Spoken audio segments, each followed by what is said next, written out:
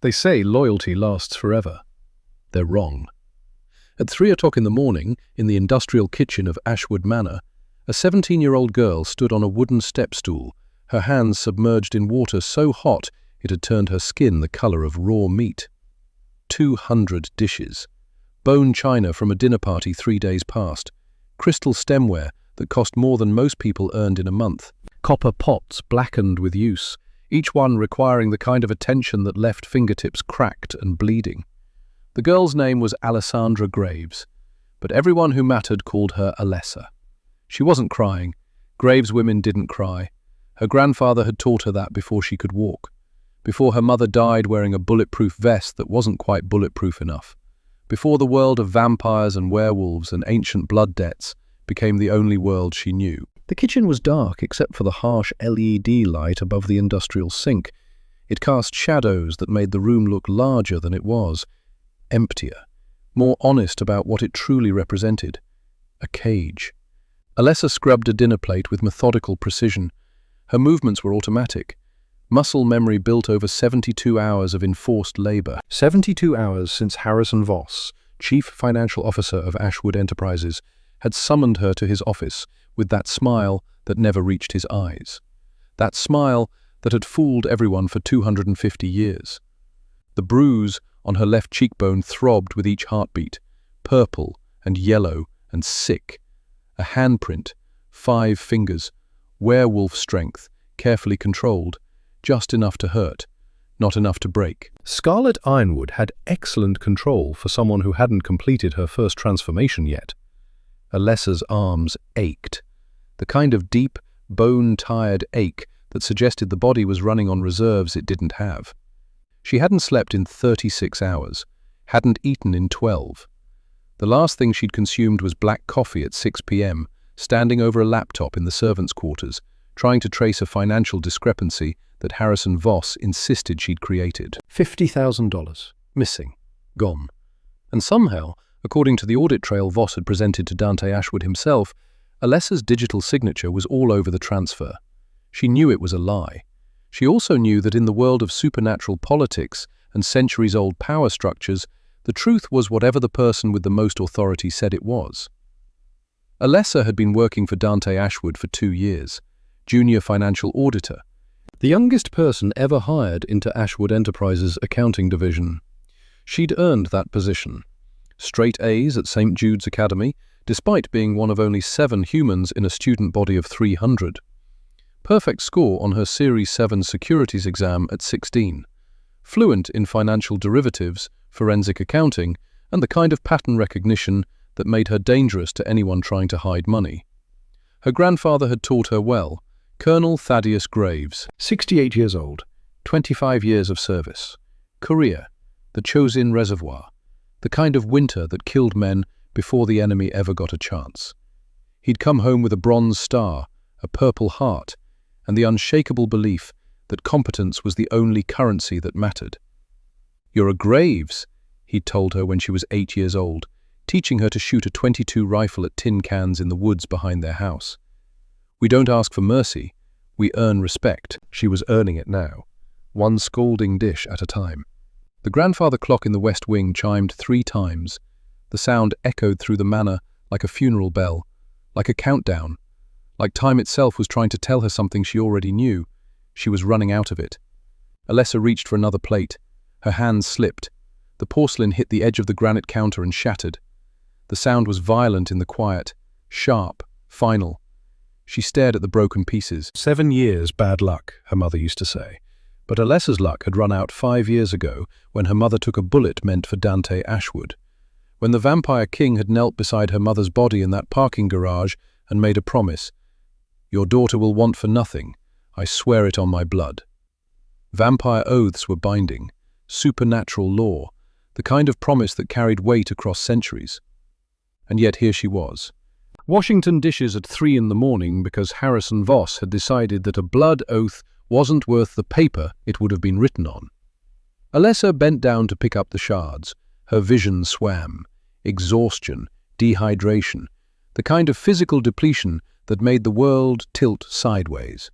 She didn't hear him approach. Dante Ashwood moved the way apex predators moved, silent, inevitable, the kind of presence that changed the air pressure in a room before he ever spoke a word. You missed a spot. Alessa's head snapped up. Her heart, already racing, kicked into overdrive. The adrenaline hit her system like a drug. Dante stood in the kitchen doorway, 6'3", broad shoulders that belonged on a soldier, not a financier. He wore a charcoal silk robe over black pajama pants. His feet were bare. His hair, dark as ink, was slightly disheveled, like he'd just woken up. Like 3 a.m. was an unusual hour for him. It wasn't. Vampires of his bloodline didn't sleep. They prowled. They hunted. They occupied the hours between midnight and dawn like kings surveying their territory. And Dante Ashwood was a king, 600 years old, born in 1424 in what would eventually become London, survived the Wars of the Roses, the English Civil War, the Industrial Revolution, and 2 world wars. He'd fought at Normandy, Omaha Beach, June 6, 1944, the kind of battle where men became legends or corpses, and there wasn't much difference between the two. He'd told Alessa that story once, late night in his study, her running financial projections while he reviewed acquisition targets. He'd been drinking a vintage O-negative from a crystal tumbler. She'd been drinking Earl Grey tea. I was already 400 years old, he'd said, staring at nothing. I'd seen empires rise and fall, watched plague wipe out a third of Europe, survived 3 assassination attempts by werewolf packs and 1 very determined witch coven. But Omaha Beach... He'd paused, taken a sip. That was the first time I understood what it meant to be human. To run toward death, knowing you probably wouldn't come back. Your mother had that same courage, that same impossible, idiotic bravery. Alessa had never forgotten that conversation. Now, standing in the kitchen with broken porcelain at her feet and her hands bleeding into the sink water, she met Dante's eyes. They glowed. Faint crimson luminescence, the kind of detail that reminded you he wasn't human, that 6 centuries separated them, that he could snap her neck before she registered the movement. He didn't. Instead, he glided closer, moved like water, like shadow. Like something that had forgotten how to be mortal so long ago that walking like a human required conscious effort. He stopped 3 feet away, studied her. His gaze catalogued everything. The bruise, the raw hands, the way she was swaying on her feet like a boxer in the 12th round. "Alessandra Graves," he said. His voice was low, smooth, British accent refined over centuries. "Why are you doing the scullery maid's job at 3 o'clock in the morning when you should be sleeping before your calculus exam?" Alessa's throat was dry. She tried to swallow, failed. "Mr. Voss asked me to cover for the night staff, sir." Harrison Voss. Dante's expression didn't change, but something in his tone shifted, went cold. "My chief financial officer. The man who has managed my household for 250 years. That Harrison Voss asked you, my junior financial auditor, to wash dishes in the middle of the night?" "Yes, sir." "On a school night?" "Yes, sir." Dante took another step. Close enough now that Alessa could smell him. Old books, expensive cologne, something metallic underneath. Blood, not hers, never hers.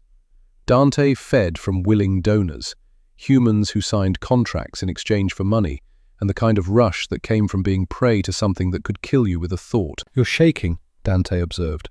Clinical, detached, the way a surgeon might note a symptom.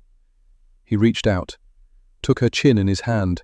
His skin was cold, not corpse cold, just absent of warmth, like touching marble. He tilted her face up, toward the harsh LED light. The bruise. He saw it now, really saw it. The shape of 5 fingers, the pressure points where knuckles had connected with bone. Something happened to Dante's face. A micro-expression, muscles tightening around his jaw, eyes narrowing. The kind of rage that didn't shout, that didn't need to. "Who?" His voice dropped an octave. The temperature in the kitchen fell 10 degrees. Frost formed on the edges of the industrial sink. "Hit you." Alessa pulled her face away from his grip, looked down. "Nobody, sir. I fell during gym class. Volleyball." Liar. The word wasn't angry, just factual. Dante had 600 years of experience detecting lies, reading micro-expressions, measuring heartbeats. He could hear the way her pulse jumped when she spoke, smell the cortisol spike that came with deception. Who hit you, Alessa? And why are you washing dishes instead of auditing the Henderson Group merger like I assigned you 3 days ago? Alessa's hands were still in the sink, still submerged in water that had gone from scalding to lukewarm. She stared at them, at the way the skin had pruned, cracked, started bleeding around the cuticles. I got expelled from St. Jude's, she said quietly, 3 days ago. The silence that followed was absolute. Dante processed the information. His face was unreadable now, locked down. The mask he wore when playing poker with werewolf pack alphas, when negotiating with witch covens, when deciding whether someone lived or died. Expelled, he repeated. For what? Alessa looked up, met his eyes. Theft, sir. They said I stole a sapphire bracelet from Scarlet Ironwood. They found it in my gym locker. Scarlet Ironwood. Dante's expression was arctic now. Daughter of Moira Ironwood, alpha of the northeastern werewolf territories. Yes, sir. And you stole from her? No, sir. Alessa's voice was steady now, clear. The same tone she used when presenting audit findings. Facts, just facts. I didn't take it, but the headmaster said that humans like me always get greedy around high-value targets. He said it was statistically probable. He expelled me on the spot. Dante was quiet for 5 seconds, then 10. His mind was working, calculating, running probabilities the way Alessa ran financial models. So you were expelled, he said slowly, and you didn't tell me because you knew it would complicate the blood oath I made to your mother. You didn't tell your grandfather because you knew it would break his heart.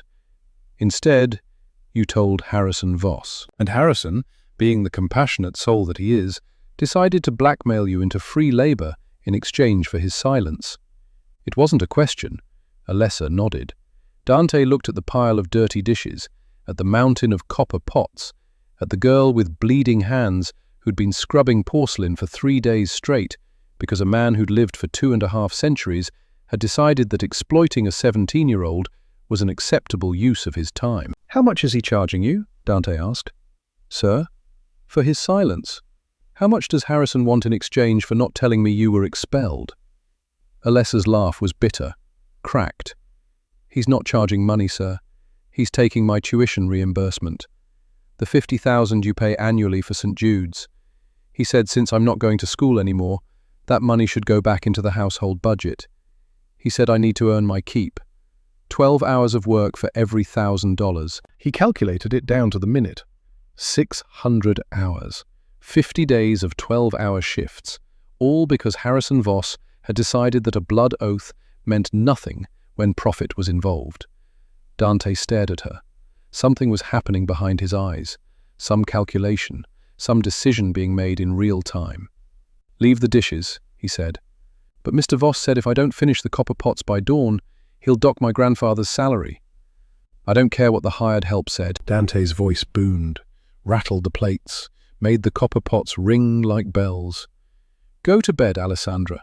Tomorrow, you and I are going to St. Jude's Academy. Alessa blinked. Sir, you can't go there. School hours are during the day. Dante smiled, showed teeth, fangs, the kind of expression that made it very clear why his enemies didn't stay enemies for long. For you, little one, I'll buy a very large umbrella. Alessa didn't sleep. She lay in her bed in the servants' quarters. A small room, clean but cramped. One window that overlooked the garden. Posters on the wall from college accounting conferences. A bookshelf crammed with textbooks, financial derivatives, forensic accounting, military strategy guides that her grandfather had given her. Her laptop sat open on her desk, screen glowing blue in the darkness. She'd been running the numbers for 3 days, ever since Harrison Voss had called her into his office with that smile. That goddamn smile. The $50,000 discrepancy wasn't a discrepancy. It was a test. Voss had created the transfer, used a ghost account, routed it through 3 shell companies, left a digital trail that led back to Alessa's login credentials. It was sophisticated, professional. The kind of forgery that required someone with decades of experience in financial systems, someone like Harrison Voss. But why? Alessa stared at her laptop screen, at the spreadsheet she'd been building. Transaction histories going back 5 years, 7 years, 10. There. A pattern. Small amounts, 5,000 here, 8,000 there. Never enough to trigger automated audits, never frequent enough to establish a rhythm, but consistent, methodical, like clockwork, hidden behind statistical noise. Alessa pulled up another file: wire transfers, offshore accounts, banks in the Cayman Islands, Luxembourg, Singapore. She created a pivot table, sorted by date, by amount, by routing numbers. The pattern became clearer. Harrison Voss had been stealing from Dante Ashwood for 20 years, maybe longer. Small amounts that added up to, she ran the calculation, $12 million. No, wait, she'd missed a cluster. Transactions coded as estate maintenance. She pulled those records, ran them through her fraud detection algorithm. Not 12 million, $50 million. $50 million. Stolen over the course of 250 years. Hidden in expense reports and capital improvements, and investment losses that were actually gains funneled into private accounts. Alessa sat back. Her hands were shaking again, not from exhaustion, from the magnitude of what she was looking at. Harrison Voss wasn't just a thief. He was an architect, a patient, methodical criminal who'd spent 2.5 centuries building a fortune on Dante Ashwood's money. The question was why? And why now? Why frame Alessa? Why expose himself with such an obvious move, unless it wasn't about the money at all? Alessa opened a new browser tab, typed in Ashwood Enterprises recent acquisitions. 3 results, all from the last 6 months. Manhattan Shipping Terminals, $40 million purchase. Upstate New York Pharmaceutical Research Facility, $60 million. Controlling interest in Northeast Supernatural Council. Political capital worth, she couldn't even calculate it. Dante was consolidating power, expanding territory, making moves that would shift the balance of supernatural politics across 3 states. And Harrison Voss was bleeding him dry from the inside. A knock on her door made Alessa jump. "It's 4:30. Her grandfather's voice came through the wood. "You should be sleeping." Alessa closed her laptop. "Come in, Grandpa." The door opened. Colonel Thaddeus Graves stood in the doorway. 6'1", broad shoulders, 78 years old, but built like a man 20 years younger. Grey hair cut military short. Eyes that missed nothing. He wore flannel pajamas and slippers, but even in sleepwear he stood like a soldier. Back straight, weight balanced, ready. "Dante told me what happened," Thaddeus said. He stepped into the room, closed the door, sat down on the edge of her bed. "About Voss, about the dishes, about the bruise." Alessa touched her cheek, winced. "I'm sorry, Grandpa. I should have told you. I didn't want you to worry." "Graves women don't apologize for being strong," Thaddeus said. His voice was rough, gravelly. Korean winter was still in his throat after all these years. "They apologize for not asking for help when they need it." "I can handle Voss." "I know you can. You're smart, smarter than me, smarter than your mother. Hell, probably smarter than Dante himself. But intelligence isn't the same as experience, and Voss has 250 years of experience lying to people who trust him." Thaddeus reached over, opened her laptop, looked at the spreadsheet on the screen. His expression didn't change, but Alessa saw his jaw tighten. 50 million, he said quietly. Jesus Christ. "I found the pattern tonight, while I was washing dishes. I kept thinking about the numbers, about why Voss would risk exposing himself over 50,000 when he'd been stealing millions. It didn't make sense, so I ran the deep audit. And he's not trying to hide anymore. He's accelerating. The 50,000 wasn't embezzlement, it was bait. He wanted me to find it, wanted me discredited, expelled, pushed out of Ashwood Enterprises before I could find the real theft." Thaddeus was quiet for a moment. Then he stood up, walked to the window, looked out at the garden where the first hint of dawn was turning the sky from black to navy blue. "Your mother died 5 years ago," he said. She took a bullet for Dante Ashwood. 3 rounds to the chest. Kevlar stopped 2. The third one, it didn't. She bled out in 7 minutes. I held her hand the whole time. She made me promise 2 things. He turned around, looked at Alessa. First, that I'd make sure you got educated. Real education. The kind that would let you survive in any world, human or supernatural. Second, that I'd make sure Dante kept his word. That blood oath wasn't a favor. It was a debt. Your mother bought Dante's life with her own. He owes us. He owes you. Thaddeus walked back to the bed, sat down again, took Alessa's damaged hands in his own. Tomorrow, when you go to that school, I want you to remember something. You're not begging for your place back. You're not asking permission. You're collecting a debt. Harrison Voss tried to steal from you, from Dante, from everyone who trusted him. And you're going to show that bastard exactly what happens when someone underestimates a Graves. Alessa felt tears burning behind her eyes. She blinked them back. Graves women didn't cry. How, Grandpa? I'm 17. I'm human. I don't have power. I don't have leverage. All I have is numbers on a spreadsheet. Thaddeus smiled, the same smile he'd worn when she was 8 years old and couldn't hit the tin can. When she was 12 and couldn't solve the logistics problem he'd given her. When she was 15 and thought she'd never understand how to read a balance sheet. Numbers are the only power that matters, kid. Wars are won with logistics. Empires fall because of cash flow. Voss thinks he's been smart for 250 years, but he's been sloppy, and you caught him. That's not luck. That's competence. And competence is the only currency that matters in this world or any other. He stood up, headed for the door, paused with his hand on the knob. Get some sleep. Tomorrow we go to war, and Graves go to war prepared. Dante Ashwood stood in his study, 3 floors up, corner office with floor-to-ceiling windows that faced east, blackout curtains drawn against the approaching dawn. He held a phone to his ear, waited through 2 rings. A voice answered, male, deep, tinged with an accent that was older than English itself. Dante, it's 4:45 in the morning. This better be important. I need you to pull the full financial history on Harrison Voss, Dante said. Everything, every account, every transaction, every company he's ever worked for. Go back to 1774 if you have to. Silence on the other end. Then, Voss, your CFO Voss, the man who's been with you for 2.5 centuries. The same. What did he do? He made the mistake of thinking I wouldn't notice when he hurt someone under my protection. More silence. The voice on the other end belonged to Kyle Mordecai, Shadow Demon, the best investigator in the supernatural world, the kind of specialist you called when you needed to find things that didn't want to be found. How deep do you want me to go? Kyle asked. Bedrock. I want to know who his parents were, who he worked for before me, every enemy he's ever made, every debt he's ever owed, every secret he's ever kept. That kind of dig takes time. You have 6 hours. Dante. 6 hours, Kyle, before sunrise. I'm going to St. Jude's Academy this morning.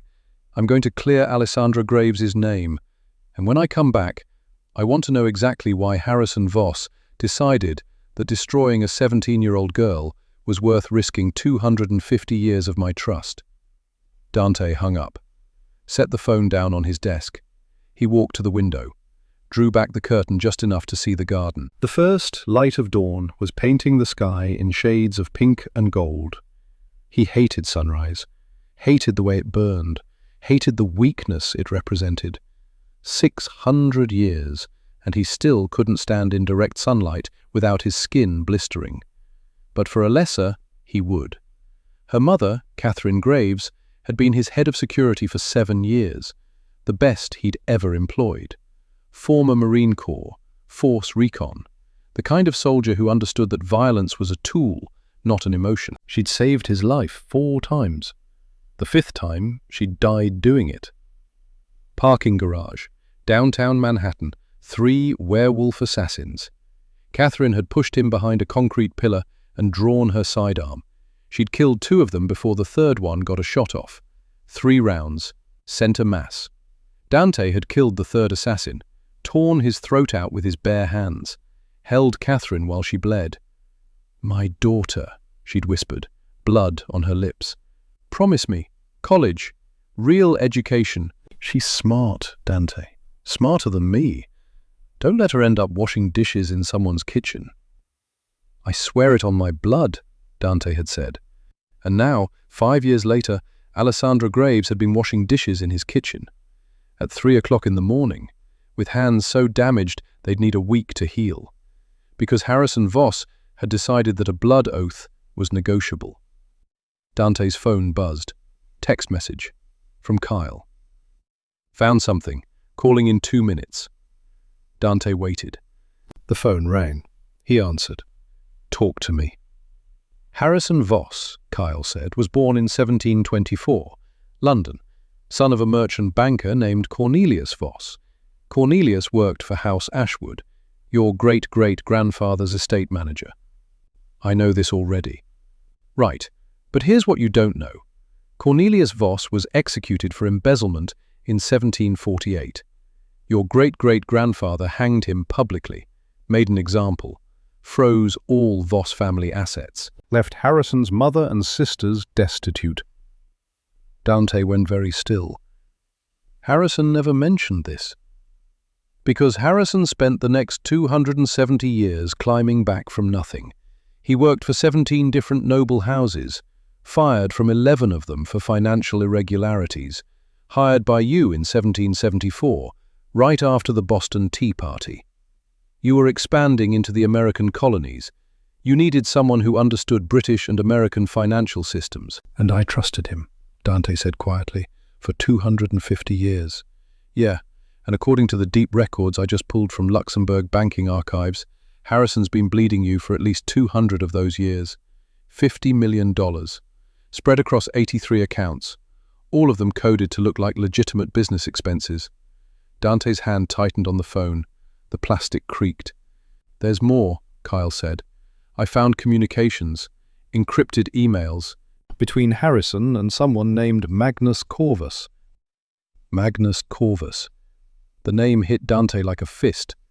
300 years ago, Magnus Corvus had been his mentor, his friend, the vampire who turned him, who taught him how to survive in a world that wanted him dead.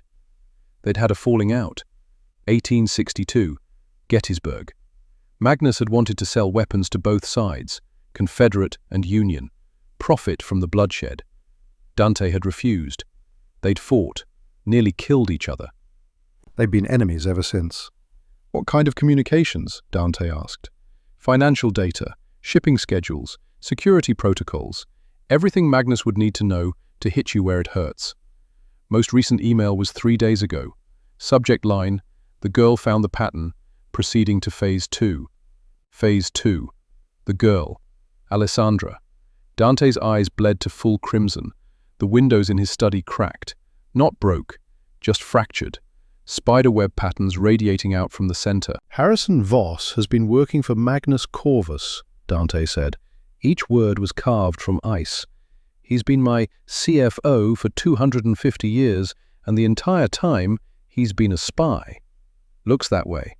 And the bracelet, the theft accusation, getting a lesser expelled, that was all part of Magnus's plan. That's my assessment.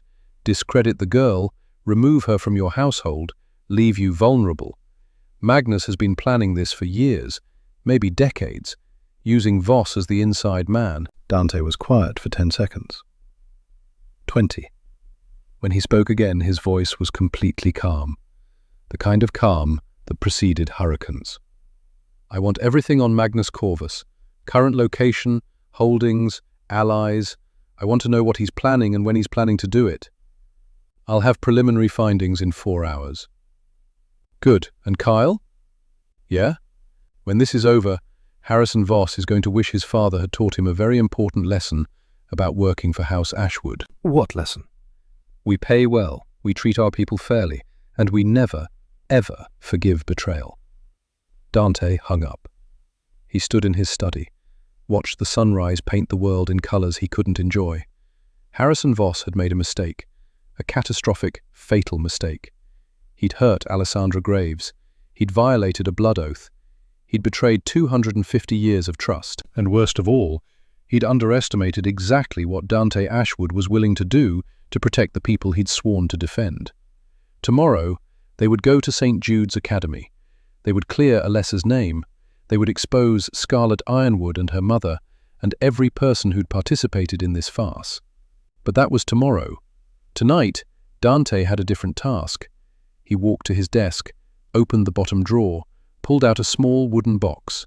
Inside was a medal, bronze, star-shaped. Ribbon faded from red, white, and blue to something closer to rust and ash and memory. Bronze Star, awarded for heroic service during the Normandy invasion, June 6, 1944. He'd been 420 years old when he'd stormed that beach. Old enough to know better, old enough to stay home, old enough to let the humans fight their own wars. But he'd gone anyway, because some things mattered more than age, more than power, more than immortality. Honor mattered. Duty mattered. Protecting the people who couldn't protect themselves mattered. Catherine Graves had understood that. She died for it. Her daughter understood it too, even if she didn't know it yet. Dante closed the box, put it back in the drawer. Harrison Voss thought he was fighting a financial war, an espionage game, something that could be won with patience and planning and 250 years of inside information. He was wrong. This wasn't about money. It wasn't about territory. It wasn't about power. This was about a 17-year-old girl washing dishes with bleeding hands because someone had decided she didn't matter. And Dante Ashwood was going to teach Harrison Voss exactly what happened when you made that particular mistake. The sun rose over Ashwood Manor, light flooded the gardens, turned the dew to diamonds, painted the world in gold and promise. Dante closed the curtains, shut out the light. In 6 hours, he would face the sun itself, would burn for the privilege of defending a blood oath. But first, he needed to make a phone call. He picked up his phone, dialed a number from memory. 3 rings. A voice answered. Female, sharp, British accent that made Dante's sound common by comparison. Dante, what fresh hell requires my attention at this ungodly hour? I need a favor, Moira. Moira Thornwood, Alpha of the Northeastern Werewolf Territories, mother of Scarlett Ironwood, the woman whose daughter had put a bruise on Alessandra Graves' face. A favor, Moira repeated. From you. After 300 years of territorial disputes, this should be entertaining. Your daughter assaulted a member of my household, framed her for theft, got her expelled from St. Jude's Academy. Silence on the other end. Then, very carefully, I'm listening. I'm coming to St. Jude's tomorrow, 9 a.m. I'm bringing Alessandra Graves. We're going to have a conversation with Headmaster Grimwald. I'm going to clear her name, and I'm going to make sure everyone understands exactly what happens when someone violates a blood oath. And you're calling me because? Because your daughter is involved. Because if this goes badly, it becomes a political incident. House Ashwood versus the Northeastern Territories. I don't want a war, Moira, but I will have one if that's what it takes. More silence. Dante could hear Moira thinking, calculating, running scenarios. What do you want from me? She asked, finally. I want you at St. Jude's, 9:15. You're going to watch me clear that girl's name, and then you're going to discipline your daughter appropriately, in front of witnesses. Or I'm going to do it for you, and neither of us wants that. You're threatening an Alpha's child. I'm protecting my own. There's a difference. Your daughter hit a 17-year-old human hard enough to leave a bruise. In my world, that's assault. In your world, that's weakness. An Alpha who can't control her transformation. An Alpha who uses superior strength against someone defenseless. That's not dominance, Moira. That's cowardice. The silence this time was absolute. Dante had just insulted Moira Thornwood's daughter to her face. Had called Scarlett Ironwood a coward. It was a calculated risk. Either Moira would agree to discipline Scarlett publicly, or she would declare war. 9:15, Moira said finally. I'll be there. But Dante? Yes? If you're wrong about this, if your girl actually did steal that bracelet, if this is some kind of power play, Then you can kill me yourself, Dante said. I'll kneel, right there in Grimwald's office, and you can do whatever you want. You'd stake your life on a 17-year-old human's word? I'd stake my life on Catherine Graves' daughter's honor. Yes, without hesitation. Moira was quiet for 5 full seconds. 9:15, she said. Don't be late. She hung up.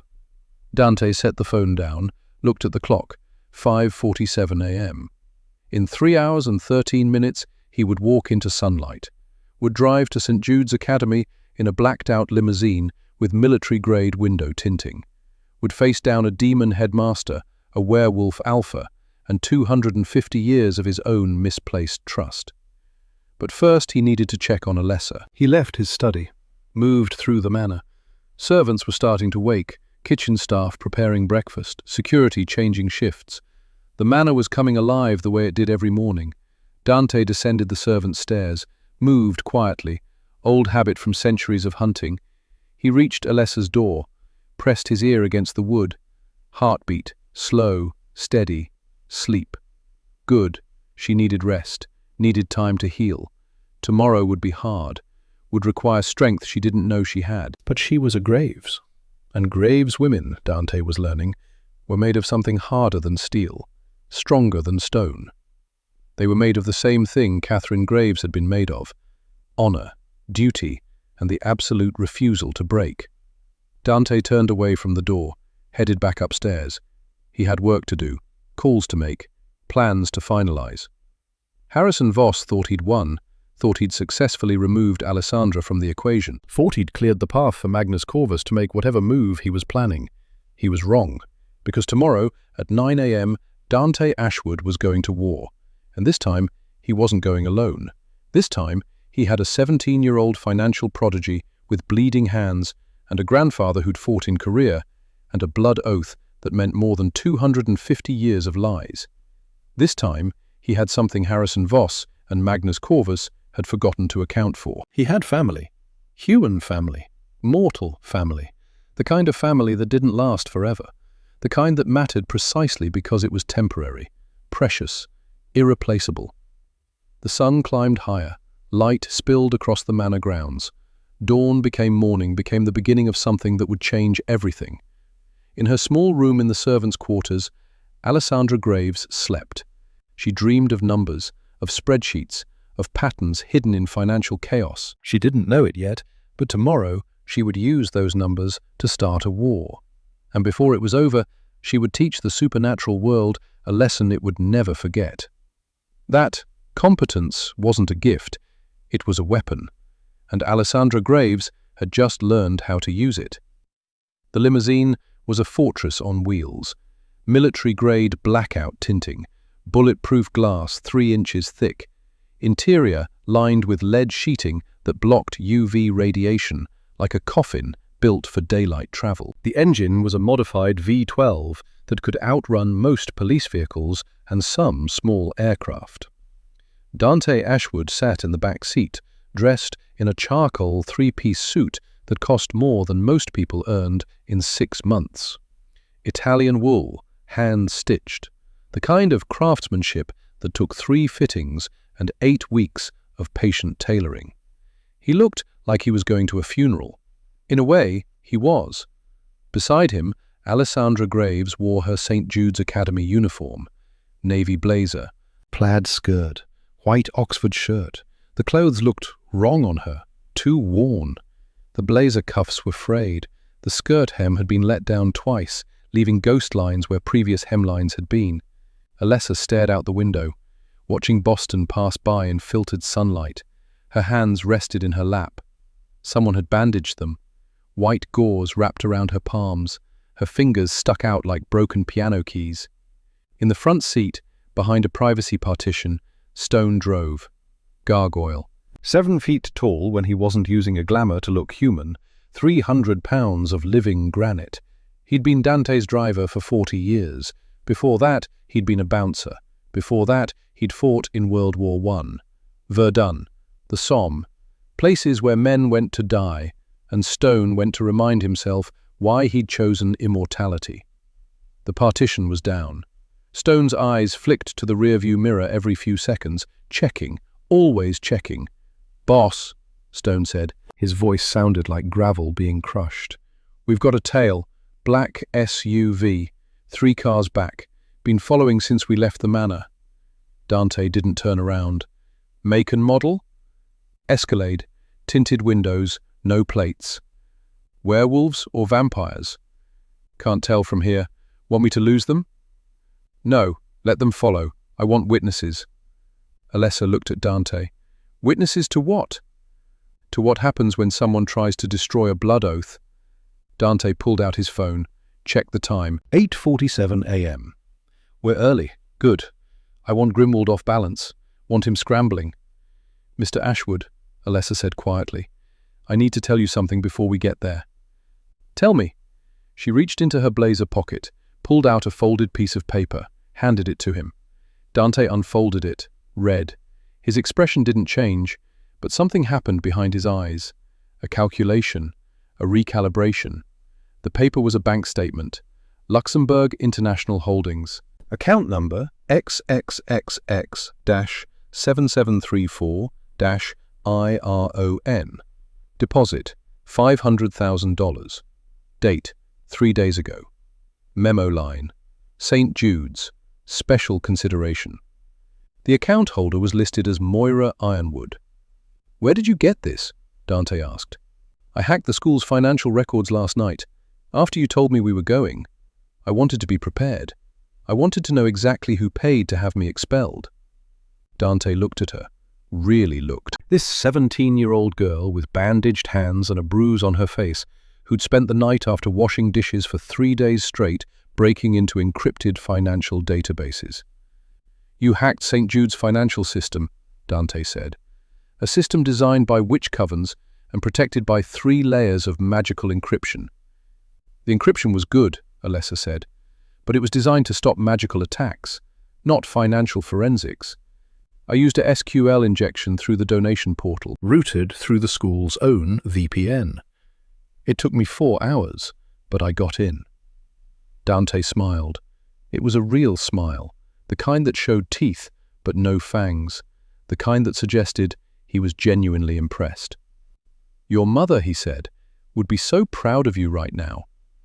Alessa looked away, out the window, blinked hard. Graves' women didn't cry, but sometimes they came close. "Moira Ironwood paid $500,000 to have you expelled," Dante continued. 3 days ago, the same day you were accused of stealing the bracelet, which means this wasn't spontaneous. This was planned, coordinated. "Yes, sir." "And you brought me proof." "Yes, sir." Dante folded the paper, put it in his inside jacket pocket, right over his heart, where soldiers kept letters from home, where warriors kept talismans against death. "Alessandra Graves," he said, "when we get to St. Jude's, I'm going to do something I haven't done in 600 years. "What's that, sir?" "I'm going to let you take the lead. You found the evidence. You did the work. You earned the right to present it. I'm just there to make sure nobody tries to stop you." Alessa stared at him. "You're giving me control of the meeting?" "I'm giving you the respect you've earned. There's a difference." The limousine turned onto Academy Drive. St. Jude's rose ahead of them like a Gothic cathedral. Stone towers, ivy-covered walls, stained glass windows depicting the Great War between warlocks and werewolves from 1500 years ago. Supernatural history written in coloured glass and mortar. The car pulled up to the main entrance, stopped. The engine idled. Stone's voice came through the partition. "Black SUV just pulled in behind us. 4 occupants. I'm reading werewolf heat signatures." "Moira brought backup," Dante said. "Good. I wanted an audience." He looked at Alessa. "Ready?" She took a breath. Let it out slowly. Her grandfather had taught her that. Breathing exercises. Control your breath, control your fear. Control your fear, control the battlefield. "Yes, sir." "Then let's go collect a debt." Stone opened the door. Dante stepped out first, into sunlight. The UV hit him like acid. His skin immediately reddened, started to blister. But he didn't flinch, didn't step back into the shade. He opened a large black umbrella, golf umbrella-sized. The fabric was woven with silver thread, blessed by 3 different religious orders. It cast a shadow deep enough to protect him from immediate combustion, but it still hurt. Dante extended his hand to Alessa, helped her out of the car. She stood beside him, under the umbrella's shadow. Behind them, 4 werewolves climbed out of the black SUV. 3 men, 1 woman, all wearing expensive suits, all moving with the kind of predatory grace that suggested they could shift forms in under 3 seconds. The woman stepped forward.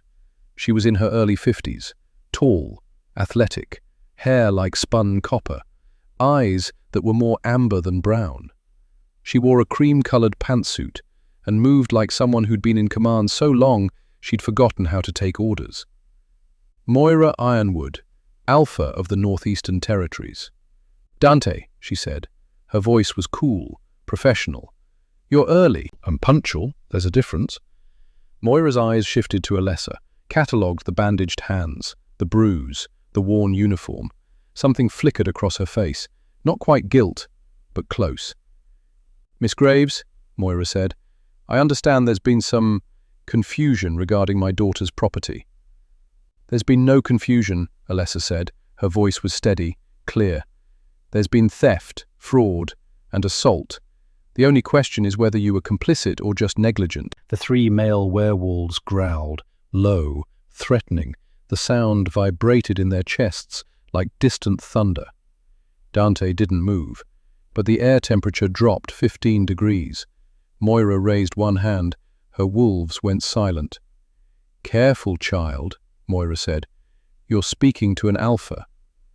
"I'm speaking to the mother of a girl who hit me hard enough to leave a bruise, who planted evidence in my locker, who destroyed my academic record.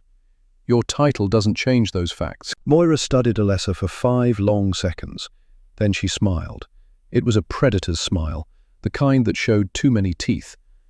"I think," Moira said, "we should take this inside, before someone says something they can't take back." Headmaster Grimwald's office was designed to intimidate.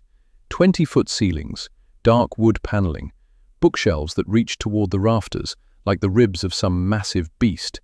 A desk the size of a small car. Windows that looked out over the academy grounds. 300 acres of manicured lawn and ancient trees. Grimwald himself sat behind the desk. Demon, low level, the kind that had enough power to be dangerous but not enough to be important. He looked human, mostly, except for the eyes. They were solid black, no whites, no irises, just obsidian spheres that reflected light like polished stone. He wore a 3-piece suit, wire-rimmed glasses, a pocket watch on a gold chain. He looked like a Victorian banker. He looked at Dante and Alessa like they were overdue payments. "Mr. Ashwood," Grimwald said, "this is highly irregular. You didn't schedule an appointment. You can't simply walk into my office and demand—" "I'm not demanding anything," Dante said. He remained standing, umbrella folded, suit jacket still smoking slightly from the walk across the parking lot. "I'm here to correct an administrative error. 3 days ago, you expelled Alessandra Graves for theft. I'm here to reverse that decision." The decision was made based on evidence. A sapphire bracelet was found in her possession, property of Scarlett Ironwood. "The bracelet was planted," Alessa said. She stepped forward, placed her bandaged hands on Grimwald's desk. "And you know it was planted, because Alpha Ironwood paid you $500,000 to expel me. 3 days ago. Wire transfer. Luxembourg International Holdings. Account number XXXX-7734-IRON. The office went absolutely silent. Grimwald's black eyes widened, just slightly, just enough. Moira Ironwood, standing near the window with her 3 wolves, didn't move. But her scent changed. Dante could smell it. Adrenaline. Cortisol, the chemical signature of someone who'd just been caught. "That's a serious accusation," Grimwald said carefully. "It's a documented fact." Alessa pulled out a flash drive, set it on the desk. "This contains the complete financial records of St. Jude's Academy for the last 6 months, including the $500,000 donation from Moira Ironwood. Memo line, Special consideration. Dated the same day I was expelled. The same day the bracelet was allegedly found in my locker. She pulled out another flash drive. This contains security camera footage from the hallway outside the girls' locker room.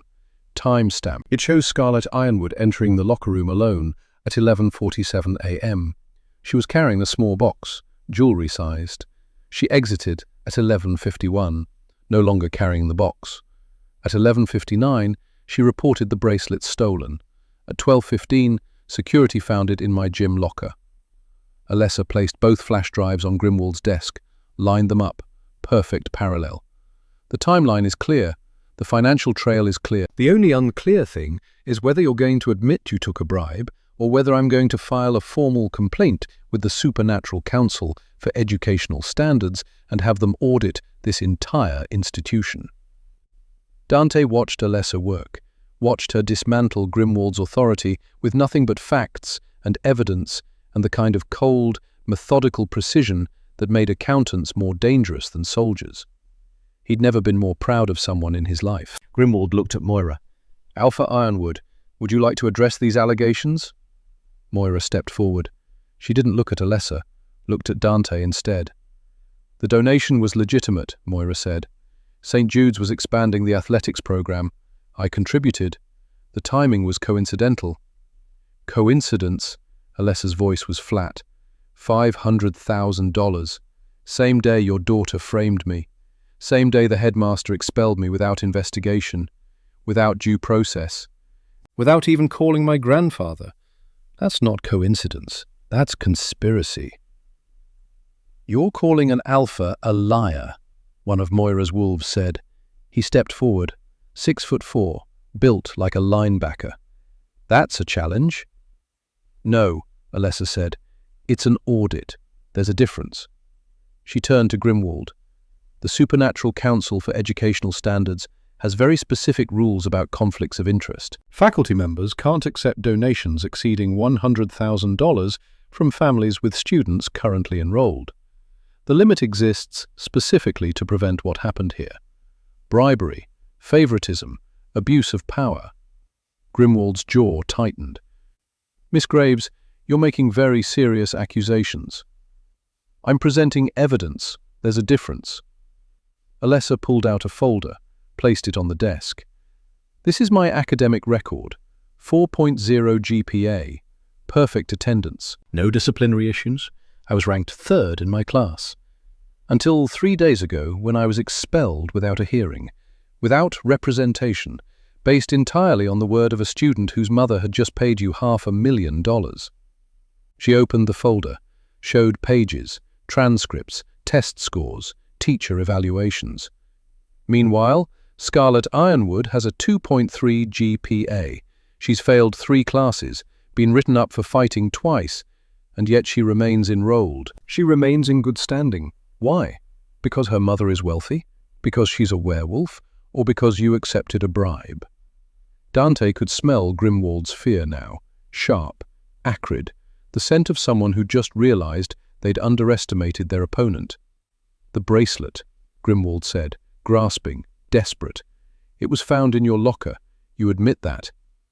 "I admit that a bracelet was found in my locker, but I can prove it's not Scarlett Ironwood's bracelet." Alessa looked at Dante. He reached into his jacket, pulled out a small velvet pouch, handed it to her. She upended the pouch onto Grimwald's desk. A sapphire bracelet spilled out. Cartier. Platinum setting. 12 carats of blue stone that caught the light and threw it back like captured ocean. The room went silent. "This," Alessa said, "is the actual bracelet, the one that's been in Mr. Ashwood's vault for the last 6 months. He acquired it at an estate auction. Provenance documented. Serial number registered." She picked up the bracelet, showed the clasp. There was an engraving, tiny, precise. CA-1887-LON. Cartier, London, 1887. This bracelet is 139 years old. It's a museum piece. Mr. Ashwood paid $60,000 for it at auction. She set it down, pulled out her phone, showed a photograph. "This is the bracelet that was found in my locker. Note the clasp. No engraving. The setting is platinum-plated white gold, not solid platinum. The sapphires are lab-created, not natural. This bracelet costs approximately $3,000 retail. You can buy it at Nordstrom. Alessa zoomed in on the photo, showed more detail. It's a good forgery, excellent actually, but it's still a forgery. Someone saw the real bracelet, photographed it, had a replica made, then planted that replica in my locker to frame me. She looked at Moira. The question is who? Who had access to Mr. Ashwood's vault? Who knew he owned this specific piece?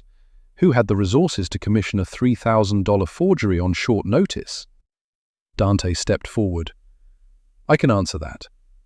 Because I checked my security logs last night. Someone accessed my vault 6 weeks ago, bypassed 3 layers of security, spent 17 minutes inside. Nothing was stolen, but several items were photographed. He pulled out a tablet, showed security footage, grainy, black and white, but clear enough. The figure in the video wore a hooded cloak, moved with purpose, photographed a dozen pieces of jewelry, including the sapphire bracelet. The digital signature on the security bypass traces back to a spell purchased from a witch named Selene Corvus, Dante said, sister of Magnus Corvus, my oldest enemy. The name hung in the air like smoke. Magnus Corvus. Moira's expression changed, not much, but enough. The kind of micro-expression that suggested she recognized the name. Knew what it meant. Magnus Corvus, Dante continued, has been trying to undermine my operations for 3 centuries. He's attacked my businesses, sabotaged my political alliances, and apparently he's decided that the best way to hurt me is to go after the people I've sworn to protect. Dante looked at Grimwald. Someone working for Magnus photographed my vault. Someone working for Magnus commissioned the forgery. And someone working for Magnus convinced Alpha Ironwood that framing a 17-year-old human would somehow serve her interests. He turned to Moira. The question is whether that someone is you or whether you're just another pawn in Magnus's game. Moira's wolves tensed, ready to defend their alpha, ready to fight. But Moira held up one hand, stopped them. She looked at Dante for a long moment, then at Alessa, then at the bracelet on the desk. I received a letter, she said finally. 6 weeks ago. Anonymous. It detailed several irregularities in your household, Dante. Financial discrepancies, security breaches. It suggested that you were becoming careless, vulnerable. And you believed an anonymous letter? I verified the information. The financial discrepancies were real. $50,000 missing. Audit trail leading to your household. I assumed, she paused, I assumed you were losing control, that your people were stealing from you. I thought if I could prove it, I could leverage that weakness in our next territorial negotiation. So you paid Grimwald to expel Alessa, to embarrass me, to prove I couldn't even protect my own household. Yes, the admission hung in the air. Dante was quiet for 5 seconds. 10. When he spoke, his voice was calm, reasonable, the kind of calm that preceded executions. Moira Ironwood, you are Alpha of the Northeastern Territories. You command 17 packs. 3,000 werewolves. You have political power I'll never match. But you made a mistake. You attacked a human child under my protection because an anonymous letter told you it would give you leverage. He stepped closer.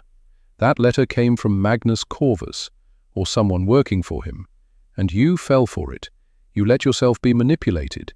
You sacrificed honor for political advantage, and in doing so, you violated the Treaty of 1894, Article 7, Clause 3. Supernatural entities shall not use mortal proxies to settle disputes between immortal powers. Moira went very still. That's treaty law. Invoking it requires a formal complaint to the Council. Yes, which I'm prepared to file, unless you make this right, here, now, in front of witnesses. The room was silent, except for breathing, heartbeats. the tick of Grimwald's pocket watch. Moira looked at her daughter. Scarlett had appeared in the doorway, 17 years old, beautiful, blonde, wearing a St. Jude's uniform that fit perfectly because it had never been worn more than twice. She looked terrified. "Scarlett," Moira said, "did you plant that bracelet in Alessandra's locker?" Scarlett's eyes went wide. "Mother, yes or no? Someone told me it was a prank. They said it would be funny. They said—" "Who told you?" "I don't know, a letter. It came to the house, it had instructions, it had the bracelet. It said if I did it, you'd be proud of me, that I'd be helping the pack." Moira closed her eyes, took a breath.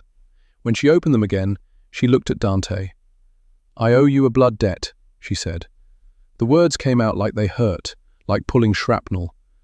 "My daughter assaulted a member of your household, framed her for theft, destroyed her academic standing. Under werewolf law, that debt must be paid." "I don't want your blood," Dante said. "I want justice." "Name your terms." Dante looked at Alessa. She names the terms. She's the one who was wronged. Every eye in the room turned to Alessa, the 17-year-old girl with bandaged hands and a bruise on her face and evidence that had just dismantled a conspiracy. She met Moira's eyes, didn't flinch, didn't look away. "I want 3 things," Alessa said. "First, Scarlett Ironwood apologizes, here, now, in front of everyone. Second, Alpha Ironwood returns her $500,000 donation to St. Jude's Academy, every penny, and Headmaster Grimwald uses that money to establish a scholarship fund for human students. Students like me who have to work 3 times as hard to earn half the respect." She paused.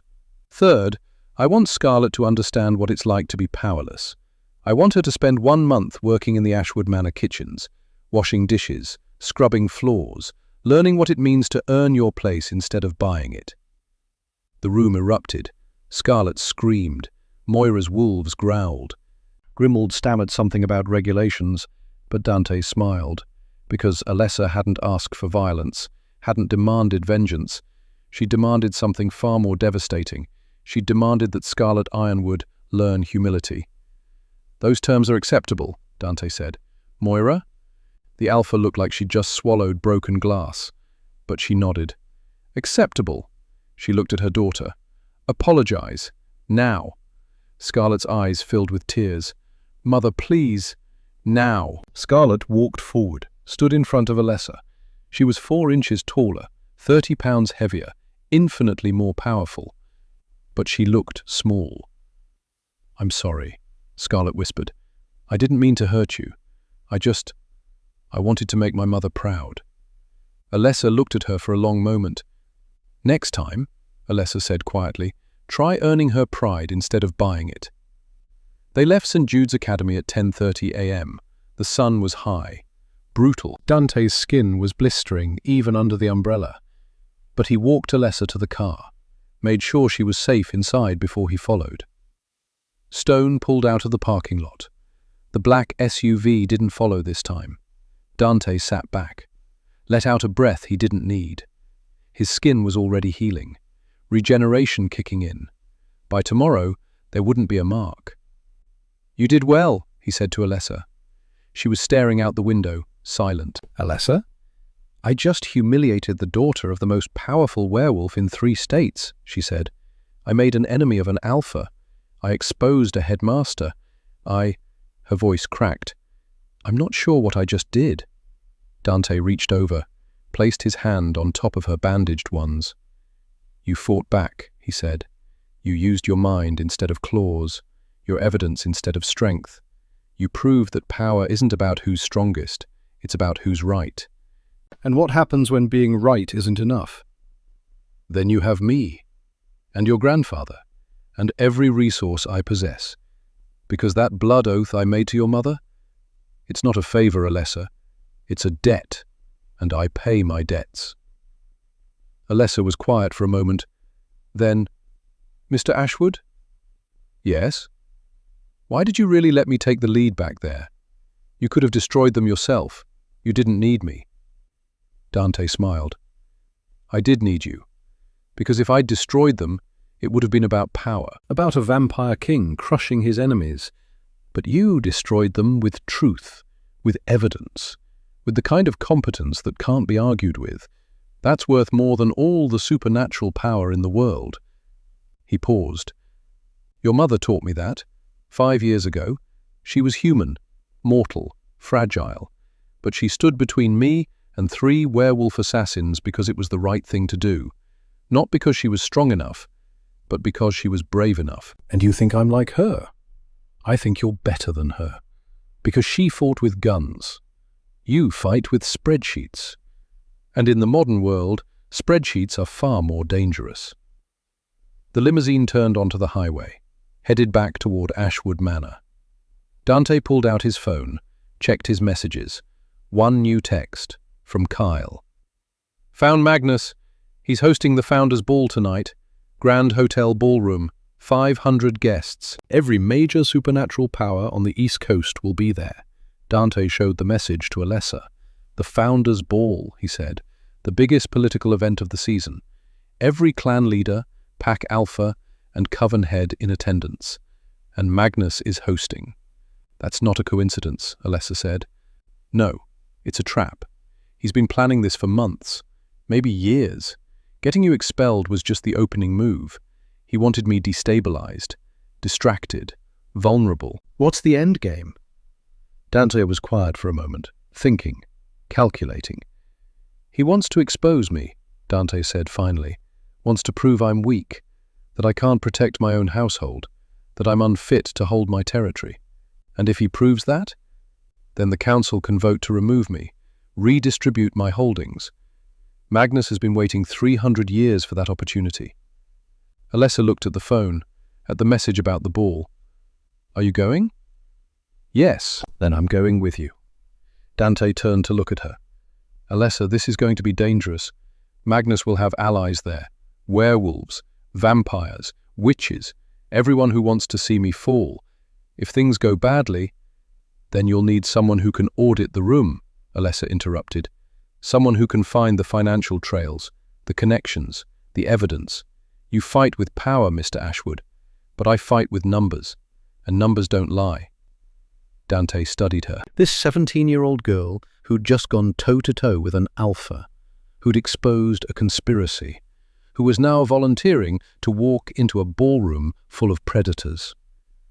Your grandfather will never forgive me if something happens to you, Dante said. My grandfather trained me for this. He taught me that competence is the only currency that matters, that you earn respect by showing up when it's hard, by standing your ground when everyone else runs. She looked at Dante. You kept your blood oath to my mother. You protected me. You gave me the chance to fight back. Now let me return the favor. Dante was quiet for a long moment. Then he nodded. All right. But we're doing this properly. You're not going as a servant. You're going as my protege, my ward. And everyone in that ballroom is going to know that touching you means war. He pulled out his phone, made a call. This is Dante Ashwood.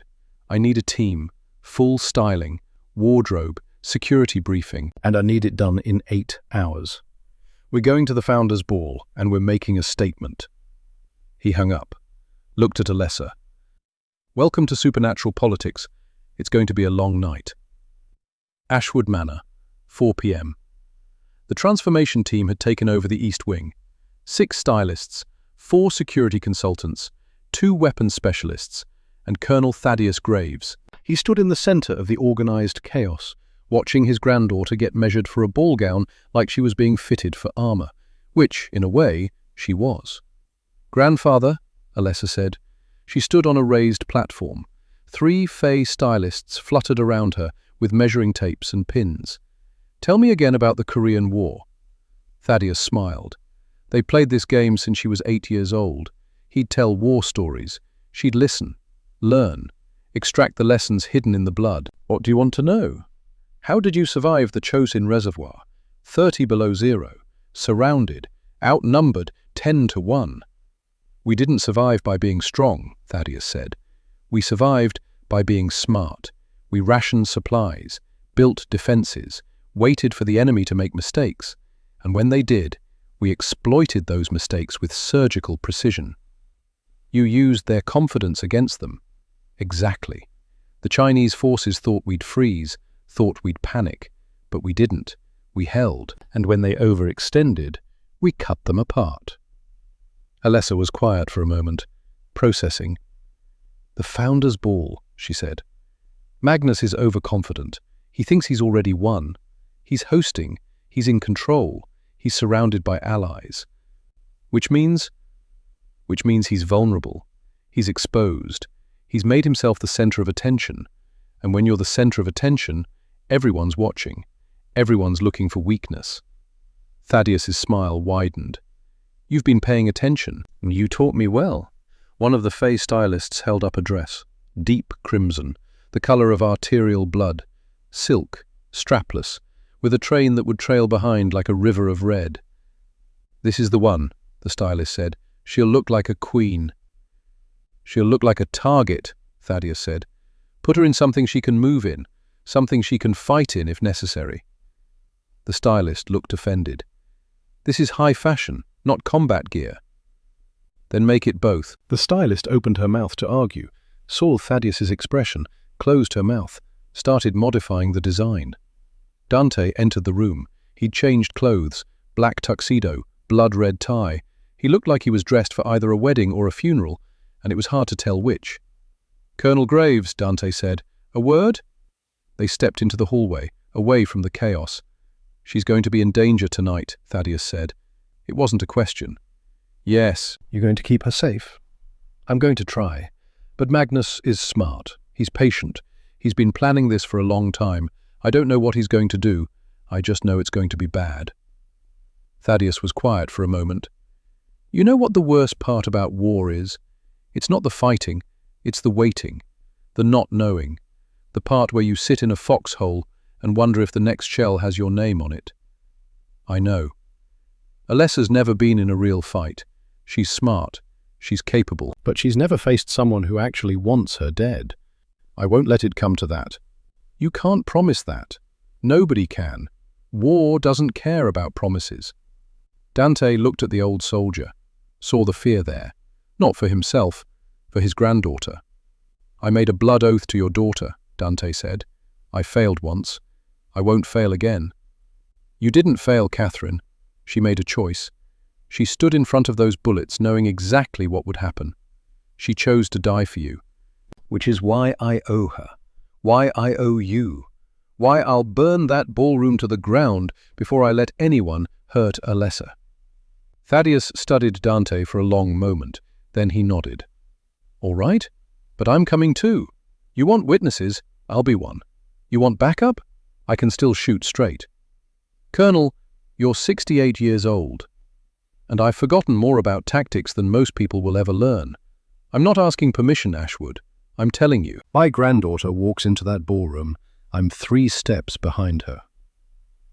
Dante could have argued, could have pulled rank, could have reminded Thaddeus that supernatural politics wasn't the same as military conflict. But he didn't, because he understood. Thaddeus wasn't asking to go to war, he was asking to protect his family, and that was something Dante could respect. "All right," Dante said, "but you follow my lead. When I say run, you run. When I say fight, you fight. No heroics. No last stands. We get in, we expose Magnus, we get out. And if it goes sideways, then we improvise." Thaddeus smiled, the same smile he'd worn at the Chosin Reservoir, at the Pusan perimeter, at every moment when the situation was impossible and victory required doing the impossible anyway. "I'm good at improvising." 8 p.m., the Grand Hotel. The ballroom was designed to overwhelm. Crystal chandeliers the size of cars, marble floors polished to mirror shine, gold leaf on the columns, artwork worth millions on the walls, 500 guests, vampires in tuxedos, werewolves in evening gowns, witches in robes that shimmered with contained power, fae that looked almost human except for the eyes, the teeth. The way they moved like gravity was optional. Magnus Corvus stood at the center of it all. He was 6'4", silver hair, eyes like frozen lakes.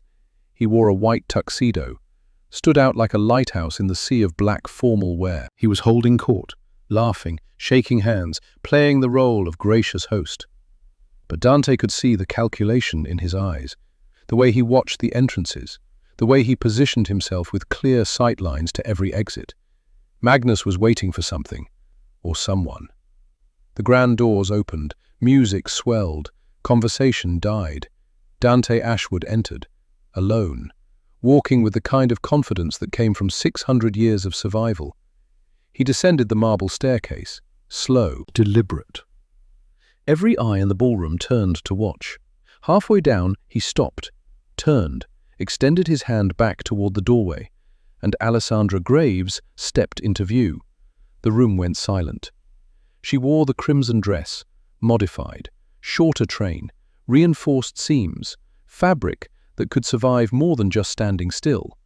Around her neck was a diamond choker, not decorative, protective, spelled by 3 witch covens, blessed by 2 different religious orders, the kind of jewelry that could stop a knife, maybe even a bullet. Her hair fell in dark waves, her hands were no longer bandaged, the skin was still healing, still red and raw, but visible, a reminder. She descended the stairs, one step at a time, Dante's hand steady on hers. They reached the ballroom floor. Conversation erupted, whispers, questions. Who is she? Is that Ashwood's new enforcer? Why is she human? Dante ignored them all, walked Alessa straight toward Magnus. The crowd parted. Nobody wanted to be between a vampire king and his oldest enemy. Magnus smiled when he saw them, but the smile didn't reach his eyes. Dante, Magnus said, you brought a guest, how unexpected. Magnus Corvus, Dante said, I'd like you to meet Alessandra Graves, financial auditor, forensic accountant, and the person who's going to expose exactly what you've been doing for the last 300 years. Alessa stepped forward. She wasn't afraid, wasn't intimidated. She pulled out a tablet, turned it on, showed a spreadsheet. $50 million, she said. Her voice carried across the suddenly quiet ballroom.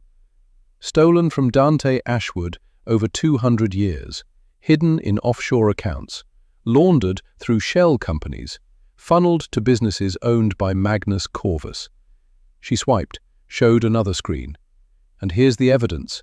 Wire transfers, dates, amounts, account numbers, all leading back to one person, Harrison Voss, Dante's chief financial officer.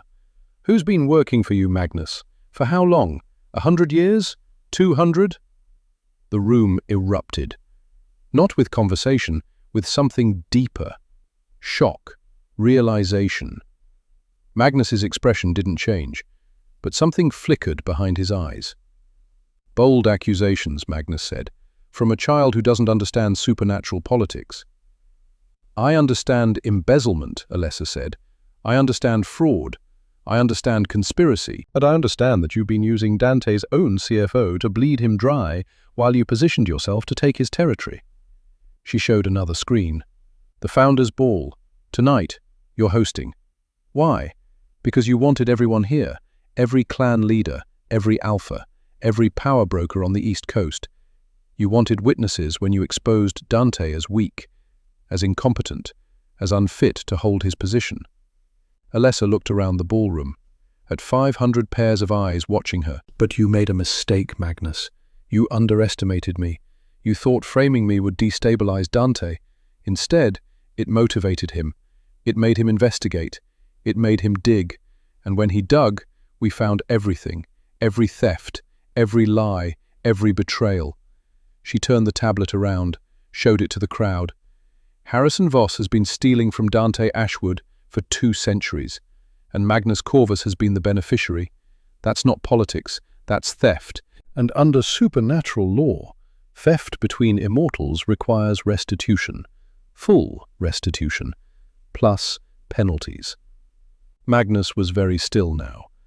The pleasant host mask had slipped. What showed underneath was cold, ancient, dangerous. You think you can accuse me in my own ballroom? Magnus said. His voice was quiet, deadly. You think—" He didn't finish, because at that moment, the lights went out. All of them.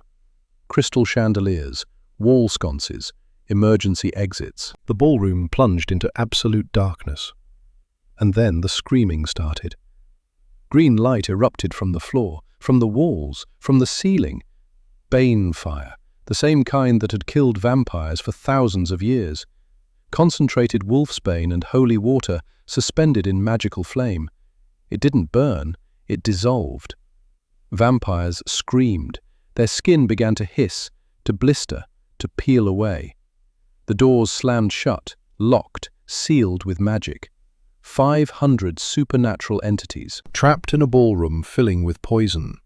And somewhere in the darkness, Magnus Corvus was laughing.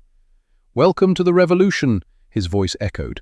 "Tonight the old order dies, and from the ashes something new will rise." Dante grabbed Alessa, pulled her close. His skin was already burning, already dying. "Run," he gasped. "Get to the exits. Find a way out. Don't stop. Don't—" "No," Alessa said. She wrapped her arms around him. "I'm human. The fire doesn't hurt me. But if I leave you, you'll die. Alessa, shut up and let me save you." She pulled off the diamond choker.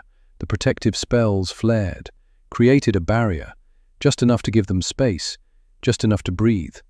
Around them, the ballroom had become hell.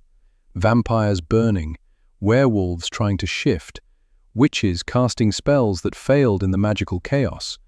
And at the center of it all, Magnus Corvus stood in his white tuxedo, untouched by the flames. "You wanted to expose me, Dante," Magnus called out.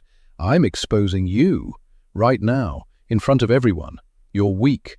Your household is compromised. Your people betray you, and soon your territory will be mine." Alessa looked at the green flames, at the locked doors, at the 500 people dying, and she saw the pattern. The Bane fire was magical, but magic needed anchors, needed source points. She looked at the floor, saw the symbols, 12 of them, arranged in a circle around the ballroom. "Dante," she said, "the anchors. We need to break the anchors." "How?" "Water. Bane fire is suspended in liquid. If we dilute it—" "The sprinkler system. Can you trigger it?" Dante looked up, at the ceiling, at the hundreds of sprinkler heads designed to protect the hotel. His skin was peeling off his hands, his face. He was dying, but he smiled. "Watch and learn, little one." He raised his hand, summoned 600 years of vampiric power, and he screamed. The sound wasn't human, wasn't even close. It was the sound of a predator, of an apex killer, of something that had survived when empires fell and civilizations died. The sound shattered every sprinkler head in the ceiling. Water rained down, a deluge, a flood, and the Bane fire began to die. The water fell like judgment, 1,000 gallons per minute, cascading from the shattered sprinkler system, turning the Grand Hotel ballroom into a deluge. The Bane fire hissed and sputtered. The green flames fought against the flood. But physics was physics.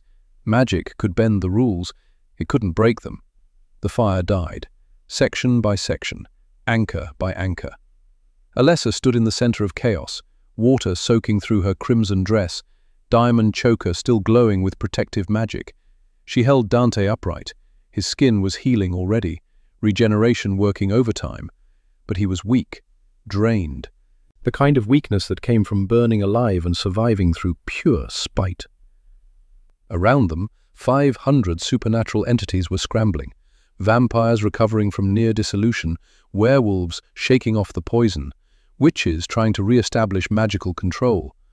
And at the far end of the ballroom, Magnus Corvus stood on the raised stage. His white tuxedo was drenched, his silver hair plastered to his skull, but he was smiling. "Impressive!" Magnus called out. His voice carried over the sound of rushing water. "You survive everything, don't you, Dante? 600 years, 2 world wars, 3 assassination attempts. And now this. You're like a cockroach, impossible to kill." Dante straightened, pulled away from Alessa's support, stood on his own. Water dripped from his charcoal suit. His skin was still red, still healing, but his eyes were clear, and they were furious. "You tried to kill 500 people," Dante said. Each word was carved from ice. Vampires, werewolves, witches, fae. "You didn't just attack me, Magnus. You attacked the entire supernatural community." "I attacked a broken system," Magnus corrected. "A hierarchy built on lies, on blood oaths and ancient treaties that mean nothing anymore. You represent the old world, Dante, the world where power comes from age, from violence, from fear. I'm offering something better. You're offering chaos.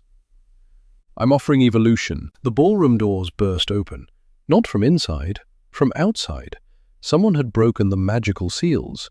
Moira Ironwood entered, followed by 20 werewolves, all in combat formation, all ready to fight. Behind her came other alphas, other pack leaders, drawn by the screams, by the magical surge, by the smell of banefire and terror. Moira saw the destruction, the water, the vampires still healing from near death. "What happened here?" she demanded. "Magnus Corvus tried to assassinate everyone in this room," Dante said, "Including you. Check your guest list. Were you invited tonight?" Moira's expression changed. She pulled out her phone, checked. "Yes," she said slowly. "Invitation came 3 weeks ago, for the Founders' Ball. I declined because of scheduling conflicts." "And if you'd accepted?" Moira looked at the wet floor, at the remnants of green fire still glowing in the corners, at the magical anchors that had nearly turned the ballroom into a mass grave. "I would be dead right now. Along with every other alpha, every pack leader, every vampire clan head, every supernatural authority figure on the East Coast." Dante turned to face the crowd. "This wasn't an attack on me. This was a coup. Magnus wanted to eliminate the entire power structure in one night. And then, in the chaos, he'd step in, offer stability, offer leadership. Take control of territories that no longer had leaders to defend them." The crowd erupted, not with panic, with rage. Because Dante was right. The guest list hadn't been random. It had been surgical. Every major power player, every decision-maker, every person who could oppose Magnus's rise, all invited to the same ballroom, all scheduled to die together. "Prove it!" someone shouted from the crowd, a vampire, old, powerful. "Prove Magnus planned this." Alessa stepped forward, water dripping from her dress, tablets still clutched in her hands, somehow, impossibly, still functional. "I can prove it," she said. She tapped the screen, brought up files. "Magnus Corvus purchased the Banefire components 6 months ago, Wolfsbane from a supplier in Romania, holy water from 3 different religious sites. The phosphorus compound was military surplus, World War II vintage, purchased through a shell company registered in Luxembourg." She swiped, showed more data. The same shell company that employs Harrison Voss, Dante's chief financial officer, The man who's been stealing from Dante for 200 years while feeding information to Magnus. "Convenient timing," Magnus said from the stage. "You prepare evidence right before an attack. How did you know this would happen?" "I didn't," Alessa said. "But I knew you were planning something. The financial trail was too obvious, too sloppy. You wanted Dante to find the theft, wanted him distracted, investigating his own household while you prepared this." She gestured at the ballroom. "You've been planning this for years, decades, positioning pieces, building alliances, all leading to tonight." She showed another screen. Wire transfers, 50 different accounts, all routing money to mercenaries, security consultants, magic suppliers. You spent $40 million preparing for this ball. That's not a party budget, that's a war chest. The crowd pressed closer, wanting to see, wanting to understand. Magnus watched Alessa with something like admiration in his eyes. "You're clever," he said, "for a human, for a child. You've put together an impressive case, but you're missing one crucial detail." "What's that?" "I'm not the one you should be worried about."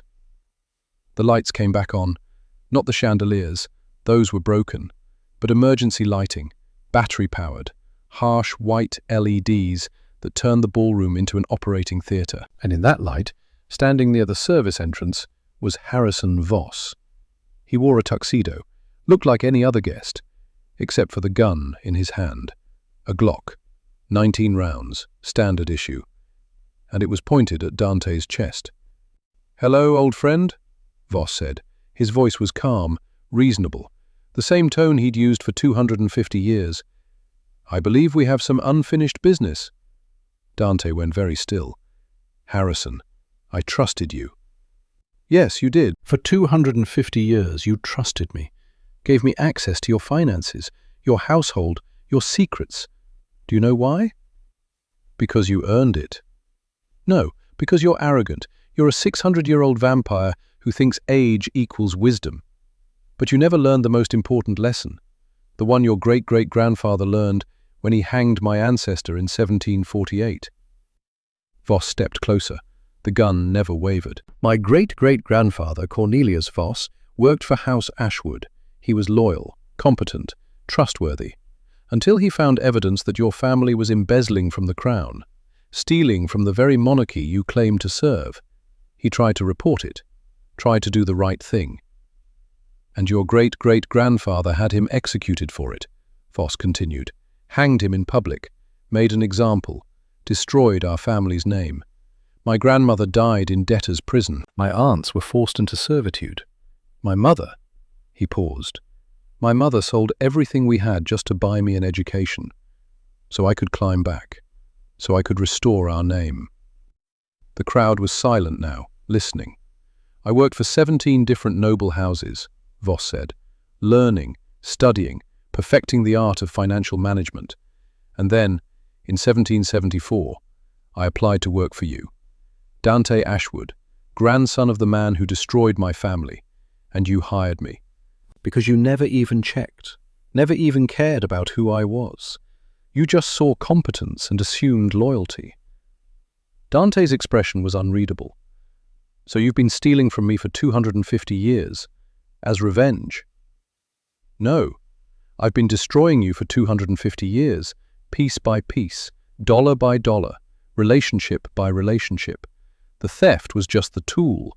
The real goal was watching you realize, at the very end, that you never knew, never suspected, that the person you trusted most was the one bleeding you dry." "And Magnus?" "Magnus understood. He lost someone to your family too, his brother, killed in your little territorial dispute in 1862. We found each other. 2 men with grudges, 2 men with patience. And we've been planning this for 80 years. Voss looked around the ballroom, at the 500 witnesses. Tonight was supposed to be simple. Everyone dies in the fire. Magnus steps in, takes control. But you survived, again, so we adapt. He raised the gun, pointed it at Alessa instead of Dante. "Here's the new plan," Voss said. "Dante Ashwood, you're going to surrender.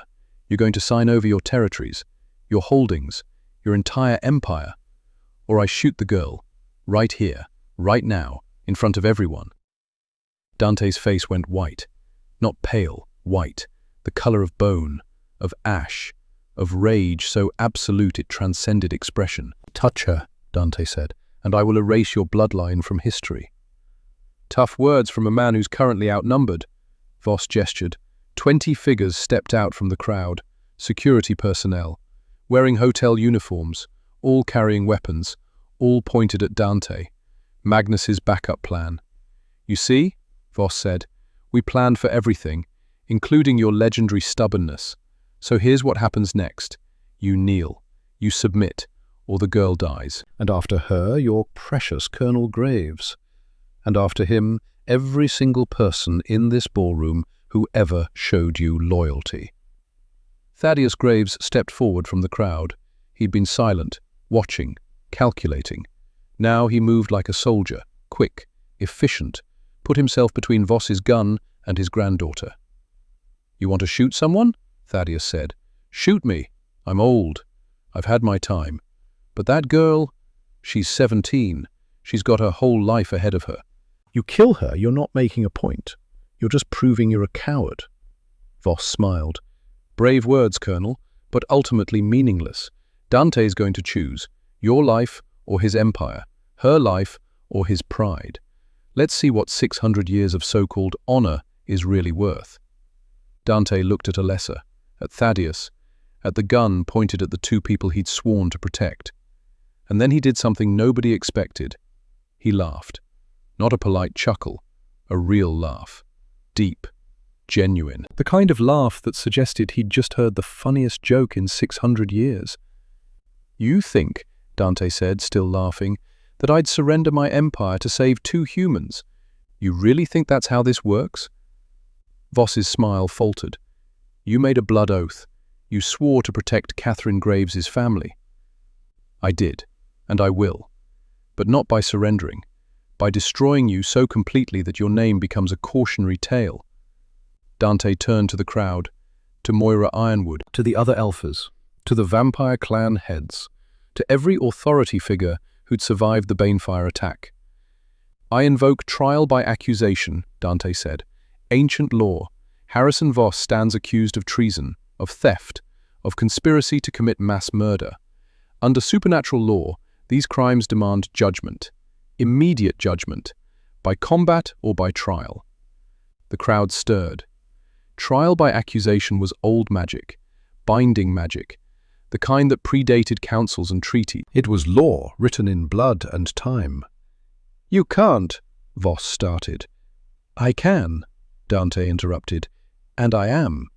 Harrison Voss, I accuse you of betraying House Ashwood. The penalty is death or submission. Choose your champion. Choose your method, but choose now." Magnus stepped forward. "I'll stand as his champion." "Denied," said a new voice. Everyone turned. A woman had entered through the service doors, tall, ancient, dressed in robes that seemed woven from starlight and shadow. Her eyes were completely white. No pupils, no irises, just luminous white that saw everything. High Priestess Moira. Not Moira Ironwood, Moira Starcrown, the oldest witch in North America, the one who adjudicated disputes between immortals. "Magnus Corvus," she said, her voice echoing with power. "You are co-conspirator. You cannot stand as champion for your own conspiracy. Trial by accusation requires neutral combat, or trial by audit." "Trial by audit?" Alessa whispered to Thaddeus. "Financial combat," her grandfather whispered back. "They audit each other's claims. Whoever has the stronger case wins." Moira Starcrown continued. "Harrison Voss, you are accused of 250 years of treason, of embezzlement, of conspiracy to commit murder. You may defend yourself in one of three ways: trial by combat, trial by audit, or trial by riddle." "Trial by riddle," Voss said. "That hasn't been used in 400 years. Nevertheless, it is law. Choose." Voss looked at Magnus, at the gun in his hand, at the 20 security personnel who were now surrounded by werewolves and vampires who'd survived his assassination attempt. He was outgunned, outnumbered, out of options.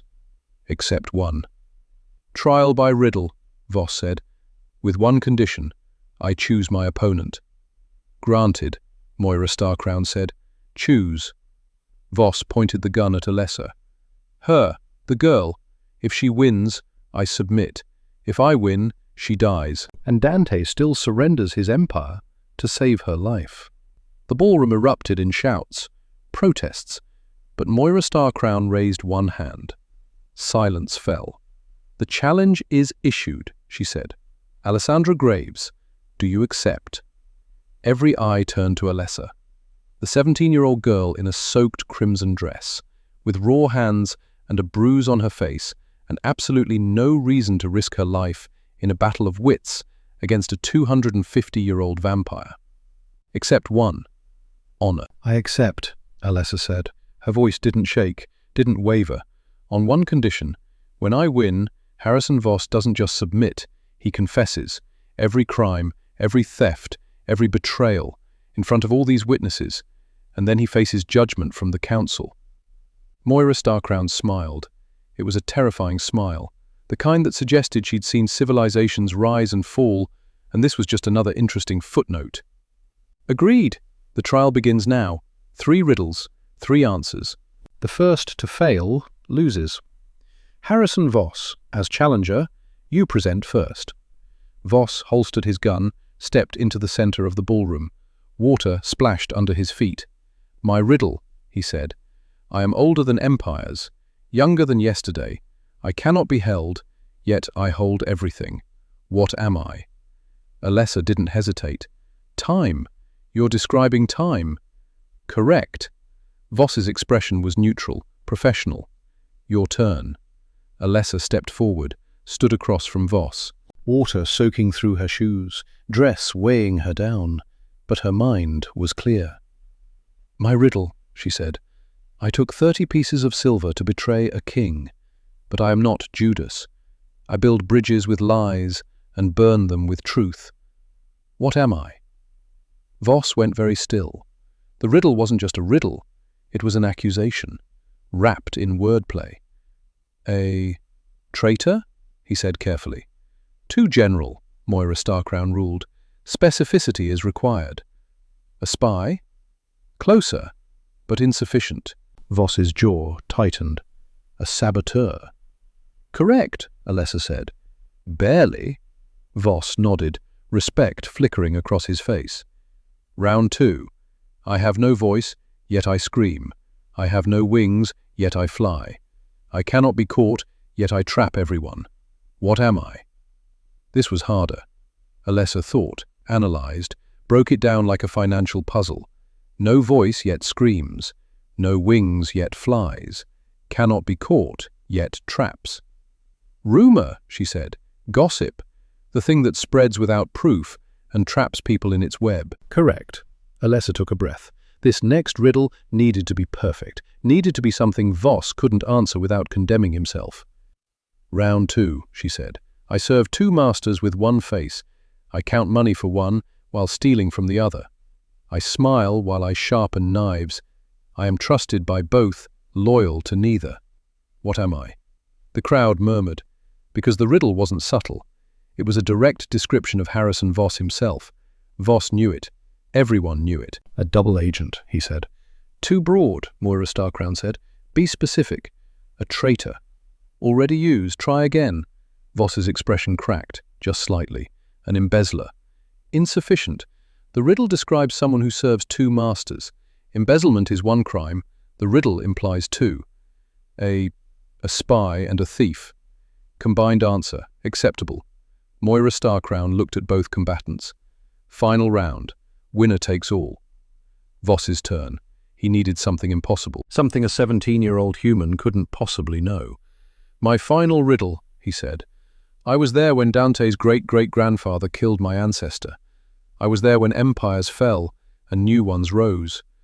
I witnessed the signing of the Treaty of Westphalia and the fall of Constantinople. I am not immortal, yet I never die. What am I? It was a riddle about legacy, about bloodlines, about the concept of inherited memory. Alessa closed her eyes, thought. Her grandfather had taught her about legacy, about how some things transcend individual lives. History, she said. You're describing history, the record, the memory, the thing that doesn't die because it's written down, passed on, remembered. Correct. The crowd was silent, tense. This was it. Final riddle, final answer. Winner determined everything. Alessa looked at Voss, at this man who'd spent 250 years planning revenge, who'd stolen $50 million, who'd tried to kill 500 people. And she saw the pattern. Everything Voss had done, he'd done for family, for legacy, for the grandfather who was hanged unjustly. So she gave him a riddle about exactly that. My final riddle, Alessa said. I am the weight that fathers carry, the debt that sons inherit. I cannot be paid with gold or blood, only with time and tears. I make monsters of good men and heroes of broken ones. What am I? Voss stared at her, because he knew. They both knew. The answer was guilt, inherited guilt, the burden of family shame, the thing that had driven him to spend 2.5 centuries destroying Dante Ashwood. But if he answered correctly, he'd be admitting that his entire crusade was built on something as human as inherited trauma, as mortal as family shame. If he answered wrong, he lost everything. "Time's running out, Harrison," Moira Starcrown said. "Answer or forfeit." Voss looked around the ballroom, at Magnus, at the 500 witnesses, at Alessa standing in her soaped dress with her raw hands and her unshakable conviction. "I don't know," he said finally. The words fell like stones. "Then you lose," Moira Starcrown declared. "Alessandra Graves wins by intellectual superiority.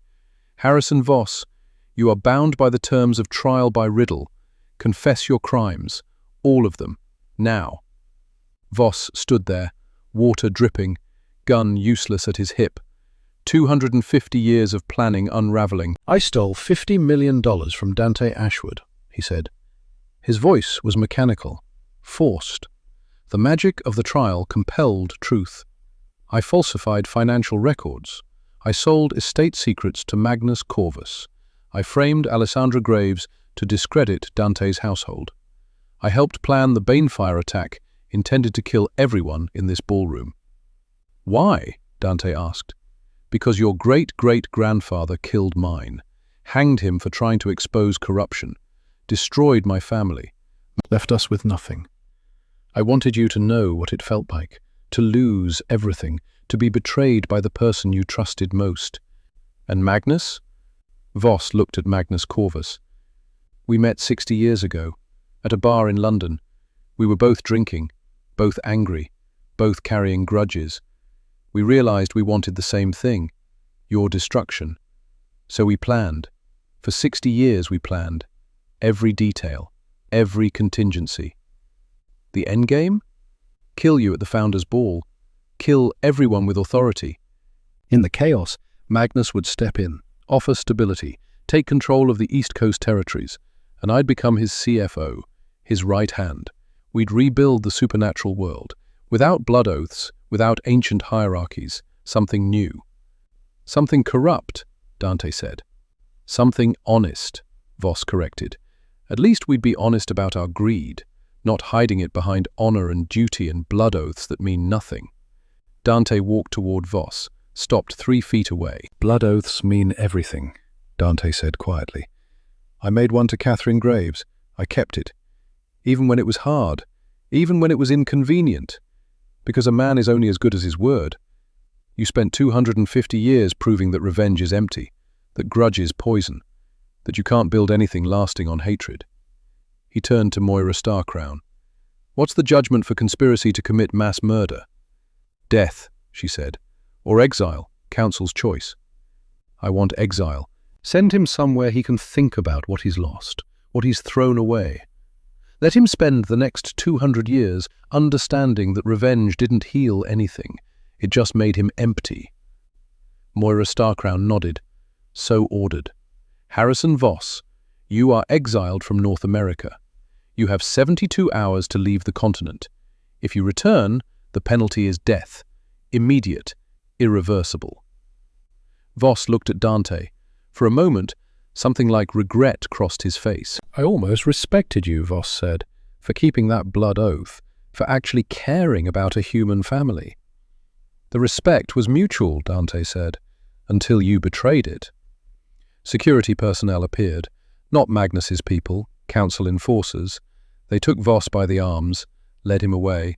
Magnus Corvus watched from the stage. His white tuxedo was ruined, his plan was in shambles, his co-conspirator was exiled, but he was still free. Dante turned to face him. "Your turn, old friend. What's your judgment going to be?" "I didn't kill anyone," Magnus said. "I planned to, but the Banefire didn't work. Nobody died. Under supernatural law, you can't punish intent, only action. You tried to commit mass murder. I tried to start a revolution. There's a difference, and last I checked, revolutions aren't illegal, just unpopular." Moira Starcrown stepped forward. "He's right. Legally, intent to commit murder isn't the same as murder. Without bodies, there's no crime." "Then what's the penalty?" Dante demanded. "Banishment from council proceedings for 100 years. He keeps his territories, his holdings, but he has no political voice, no vote, no influence." Magnus smiled. I can live with that. But, Moira Starcrown continued, there's still the matter of the financial conspiracy, the stolen $50 million. That's a civil matter. Dante Ashwood, you can sue for restitution in supernatural court with full council oversight. Dante looked at Alessa. What's your recommendation? Sue for triple damages, Alessa said immediately. 50 million stolen becomes 150 million owed, plus legal fees, plus interest calculated at the supernatural standard rate of 8% annually for 200 years. She pulled out her tablet, did the math in real time. Total amount owed, $473 million. Payable immediately or through asset seizure. The crowd gasped. Because that wasn't a fine. That was obliteration. Magnus would have to liquidate everything, territories, businesses, holdings, everything he'd built over 300 years. He'd survive, but he'd be poor, powerless, irrelevant. Magnus's smile disappeared. You can't. I can, Dante said, and I will. You wanted to destroy me, Magnus. You almost succeeded, but you forgot one crucial detail. I don't fight alone anymore. I have people. Human people, mortal people. People who understand that competence matters more than power, that honor matters more than age, that loyalty isn't bought, it's earned. He gestured to Alessa, to Thaddeus. You underestimated them, and that was your fatal mistake. Moira Starcrown raised her staff. Magic flared. So ordered. Magnus Corvus owes Dante Ashwood $473 million in restitution. Asset seizure begins immediately. This council is adjourned. The ballroom erupted in conversation. Werewolves and vampires and witches all talking at once. Processing. Understanding. The old order hadn't fallen, but it had changed. Dante Ashwood turned to Alessa, and then, in front of 500 witnesses, he did something he'd never done in 600 years.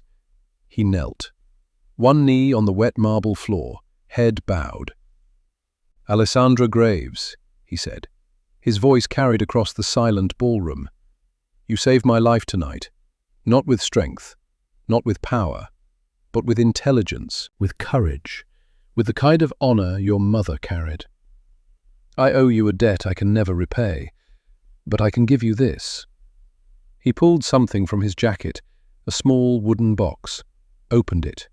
Inside was a medal, bronze, star-shaped, ribbon faded but still recognizable. This is my bronze star, Dante said. Awarded June 6th, 1944. Omaha Beach. I carried it for 82 years as a reminder of the day I learned what true courage looks like. Humans running toward death because it was the right thing to do. Not because they were strong enough, but because they were brave enough. He held it out. Your mother had that courage. You have it too. This belongs with someone who understands what it means.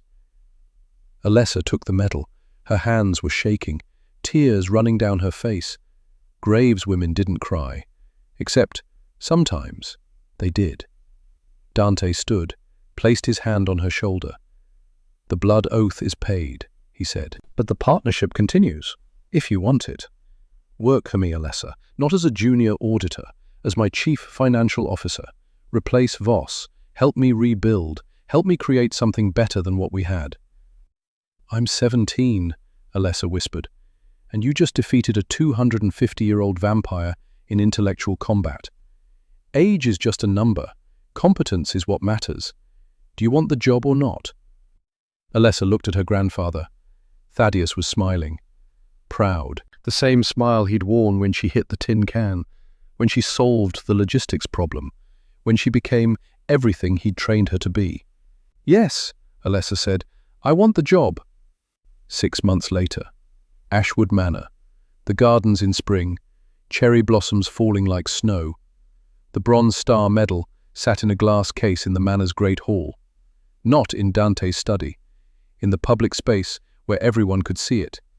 Below the medal was a plaque, engraved brass. It read, Awarded to Dante Ashwood, June 6, 1944, for Valor at Normandy. Gifted to Alessandra Graves, October 15, 2026, for teaching an immortal what courage truly means. Alessa stood in front of the case. She wore a business suit now, tailored, professional, CFO of Ashwood Enterprises, the youngest in supernatural history. Her hands had healed, no scars. Vampire healing magic had fixed the damage completely. But she still remembered what they'd looked like. Raw, bleeding. The price of survival in a world that didn't value her. Until she made it value her. Thaddeus walked up beside her. He moved slower now. The winter had been hard on his knees, but he still stood like a soldier. "Proud of you, kid," he said. "I learned from the best. Your mother would be proud too." "I know." They stood in silence for a moment, looking at the medal, at the legacy it represented. "Grandfather?" Alessa said. "What did you learn from all this?" Thaddeus smiled. "I learned that honor isn't about age. It's about choices, about doing the hard thing when the easy thing is right there. You could have run, could have hidden, could have let Dante fight his own battles. But you didn't. You stood your ground, used your brain, proved that a 17-year-old with a calculator is more dangerous than a 600-year-old vampire." And what did Dante learn? He learned that in 600 years of existence, the truest loyalty comes not from fear or magic or blood oaths. It comes from showing up, from keeping promises, from treating people like they matter. Alessa was quiet for a moment. Then, "What did I learn?" "What did you learn?" "I learned that competence is a weapon, that numbers don't lie, that you can fight empires with spreadsheets if you're smart enough. And I learned that sometimes the person society calls just a kid is the only one strong enough to fix what's broken." Thaddeus put his arm around her shoulders. "That's my girl." Dante appeared in the doorway. He was holding financial reports, always working, always building. "Alessa," he said, "we have a problem with the Henderson acquisition. The numbers aren't adding up." "What kind of problem?" "The kind where someone's trying to hide a $15 million discrepancy in the real estate valuation." Alessa smiled. "Give me 2 hours. I'll find it." "I know you will." Dante looked at the bronze star medal, at the plaque beneath it. "You know what the best part of being 600 years old is?" he said. "What's that?" "Watching history change, watching the world become something better than it was. I fought at Normandy because I believed humans were worth saving. Your mother died because she believed duty mattered more than survival. And you? You're building something new, something that doesn't rely on age or power or fear. You're building a world where competence matters, where honor matters, where a 17-year-old human can stand toe-to-toe with immortals and win." He paused. "That's the world your mother wanted. That's the world I'm honored to help create." Alessa looked at the three of them. Grandfather, mentor, family. "Then let's get to work," she said. They walked back through the manor, past servants who nodded respectfully, past security personnel who'd learned that the young woman in the business suit was more dangerous than any vampire, past a future that was being written one choice at a time. Because in the end, that was the lesson. Power isn't about immortality, it's about impact. Strength isn't about how long you live, it's about what you do with the time you have. And honor isn't about blood oaths or ancient treaties.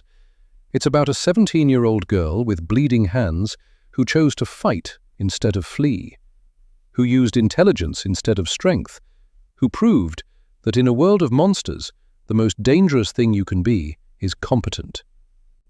6 months after the Founders' Ball, Alessandra Graves walked into her office at Ashwood Enterprises.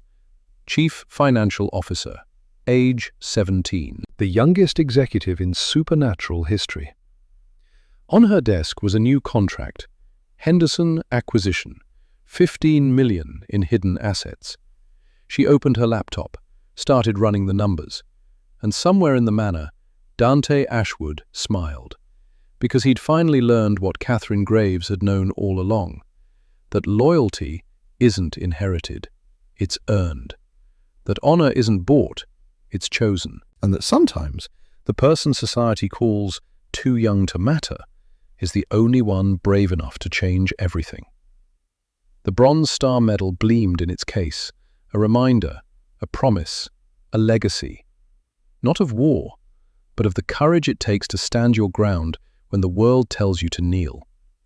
Alessa Graves had learned that lesson well, and she'd spend the rest of her life teaching it to everyone who thought age mattered more than actions. Because in the end, she'd learned the most important truth of all, that a Graves never abandons her post, never surrenders, never stops fighting for what's right, even if it means washing dishes at 3 a.m. to survive, even if it means standing against immortals with nothing but a spreadsheet and the truth, even if the entire world says it's impossible, because that's what honor means, that's what duty requires, and that's what her mother died to protect.